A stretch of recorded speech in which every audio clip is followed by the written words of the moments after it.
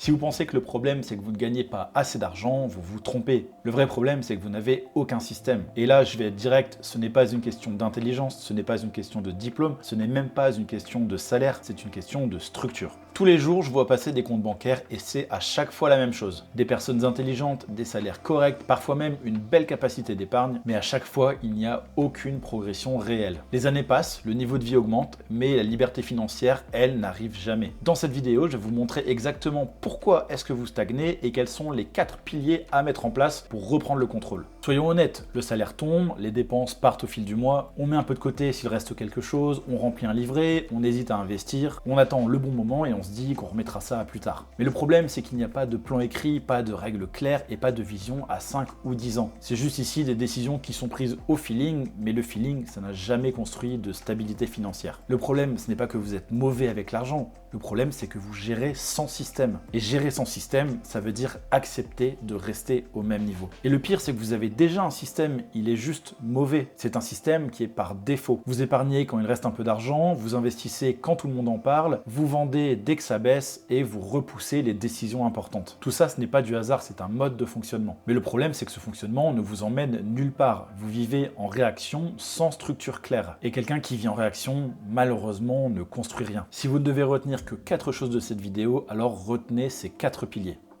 Le pilier numéro 1, la sécurité. Soyons clairs, si demain ton salaire s'arrête, combien de temps tu tiens? 1 mois? 2 mois?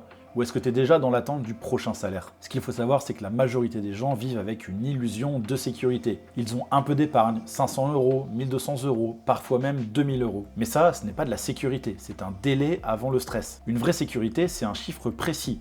3 à 6 mois de dépenses d'avance qui sont mises de côté. Et c'est non négociable. Si tu dépenses 2000 euros par mois, ton minimum c'est 6000. Sinon, tu n'investis pas. Tu spécules avec la peur et quelqu'un qui investit avec la peur vendra au pire moment. La sécurité, je suis d'accord avec vous, c'est pas sexy, mais c'est la base nécessaire. Sans fondation solide, tout le reste va simplement s'écrouler au premier imprévu. Le deuxième pilier, c'est l'organisation. Et là, je vais être direct, si tu ne sais pas combien tu dépenses précisément chaque mois, tu ne gères rien, tu navigues à vue. La plupart des gens pensent qu'ils gèrent bien leur argent, tout simplement parce qu'ils ne finissent pas à découvert à la fin du mois. Mais ça, c'est pas ce que j'appelle de la gestion, c'est de la survie confortable. Si je te pose la question, combien est-ce que tu dépenses sur une année complète? Est-ce que tu es capable de me répondre, de me donner un chiffre précis? La réponse ici, c'est probablement non. Si tu ne mesures pas, tu ne contrôles pas, et si tu ne contrôles pas, tu subis. La plupart du temps, les gens pensent qu'ils dépensent simplement 1800 euros, alors qu'en réalité, quand on regarde dans les chiffres, on est plutôt autour des 2100, 2200 euros. Ça fait quand même une différence de 300 à 400 euros par mois qui disparaissent. Sur 10 ans, ça représente plusieurs dizaines de milliers d'euros qui ont tout simplement disparu de ton compte en banque. Et ça ici, c'est pas un problème de salaire, c'est également un problème de structure. Un adulte financièrement responsable connaît ces chiffres, pas à peu près, il les connaît précisément.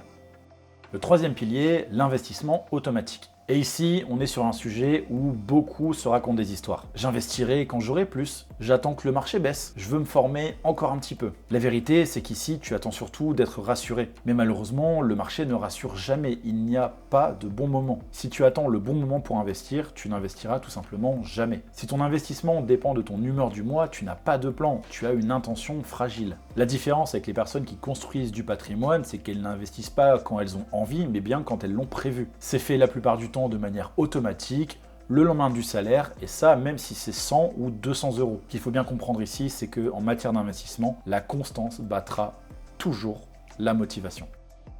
Dernier pilier, la vision long terme. Ici, c'est très probablement celui qui va séparer une personne débutante d'une personne qui sera bien plus structurée. Si tu investis sans horizon clair, tu paniques, c'est inévitable. Un marché qui baisse de 15%, ce n'est pas un crash, c'est une respiration normale des marchés, mais si ton plan est flou, chaque baisse va ressembler à une catastrophe, tu vas paniquer et tu vas vendre directement. Mais alors pourquoi est-ce que les gens vendent toujours au pire moment? Eh bien tout simplement parce qu'ils n'ont jamais réellement décidé pourquoi est-ce qu'ils avaient voulu investir au départ. Est-ce que c'était pour leur retraite? Est-ce que c'était pour leur liberté financière? Est-ce que c'était pour avoir un complément de salaire? Le plus important ici, c'est véritablement d'avoir une vision qui soit claire et définie, puisque sans vision, tu es juste en train d'essayer, alors qu'à partir du moment où ta vision est claire, nette et précise, tu avances et tu construis. Maintenant que tout ça est dit, je vais être honnête avec vous, tout ce que je viens de vous dire depuis le début de cette vidéo n'a absolument rien de révolutionnaire. Mais pourtant, 90% des gens ne vont tout simplement jamais le faire. Pas parce que c'est compliqué, pas par contrainte, mais parce que ça demande de sortir du mode automatique dans lequel